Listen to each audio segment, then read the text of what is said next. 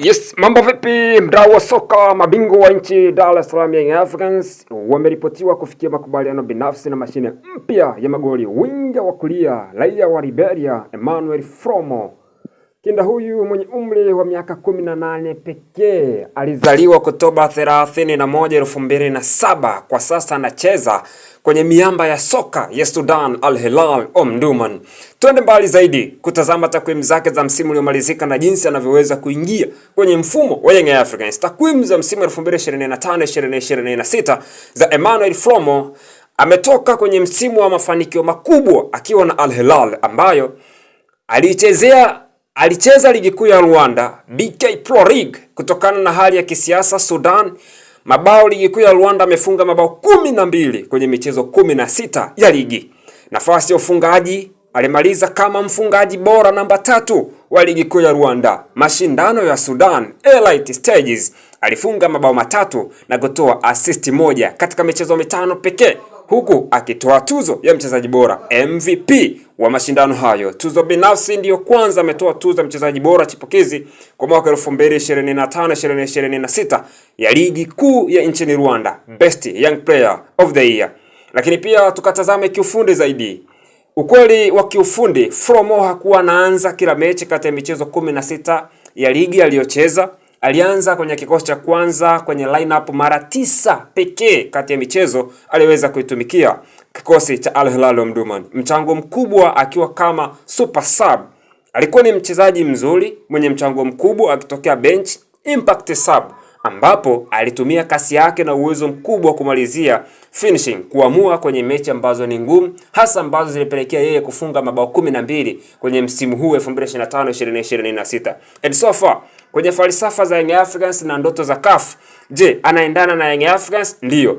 Young Africans chini ya falsafa ya ushambuliaji wa haraka inahitaji mawinga wenye kasi? Yes.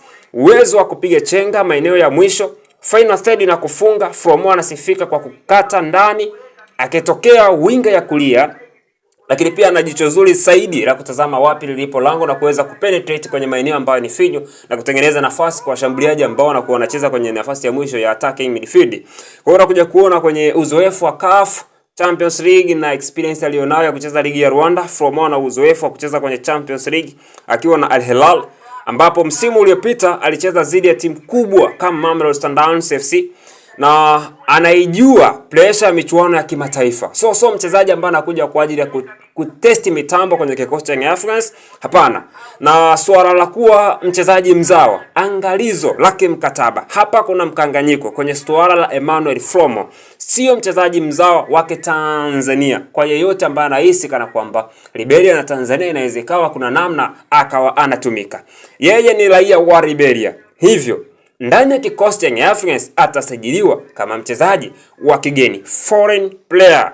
Hitimisho, naweza nikasema Young Africans wanakabiliwa na kazi moja tu ya kuvunja mkataba wake wa muda mrefu miaka 6 aliyosaini na Al Hilal. Kama wakifanikiwa, Young Africans watakuwa wamepata duka la mabao na uwekezaji mkubwa wa baadaye kutokana na umri wa miaka 18 alionao. Je, unadhani Fromo Emmanuel atafiti haraka Jangwani? Tuachie maoni yako chini ya comment section, and then twende tukatazame kwa nini Al Hilal wamekuwa na tabia kusainisha wachezaji wao kwa mikataba ya muda mrefu. Ni kwa sababu wanachukua talent ambazo watu wengi hawaziamini, and then wanachokifanya Al Hilal, wao wanawapa jukwaa la klabu na kuhakikisha kwamba wanatengeneza bidhaa ambayo ni bora, mwisho wa siku wanakuja kuwauza kwa pesa ndefu zaidi.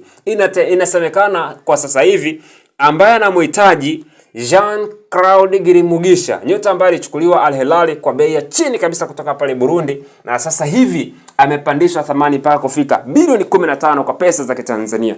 Unahisi itakuwa ni rahisi kwa timu yoyote kupata saini ya Jean-Claude Girimugisha? Kwa Young Africans, iwapo atafanikiwa kupata saini ya Emmanuel Fromo, itakuwa ni miongoni mwa sajili bora sana kwa kipindi hiki. Hakika mwakani tena ni wa kwao.